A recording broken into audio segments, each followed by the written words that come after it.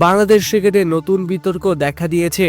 বোর্ডের একজন পরিচালক এম নাজমুলের ক্রিকেটারদের নিয়ে করা বিতর্কিত মন্তব্যের পরিপ্রেক্ষিতে ক্রিকেটাররা খেলা বয়কট করার ঘোষণা দিয়েছে। বৃহস্পতিবার ম্যাচের আগে নাজমুল পদত্যাগ না করেন।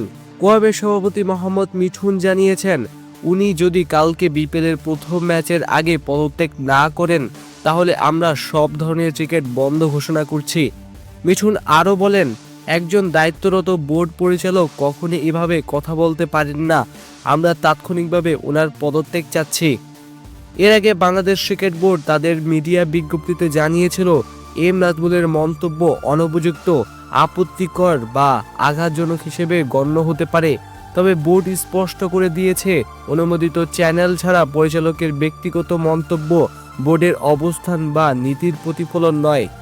বিসিবি জানিয়েছে, ক্রিকেটারদের প্রতি কোনো অসম্মান বা বাংলাদেশ ক্রিকেটের সুনাম ক্ষুণ্ণ করার ক্ষেত্রে যথাযথ শৃঙ্খলামূলক ব্যবস্থা নেওয়া হবে।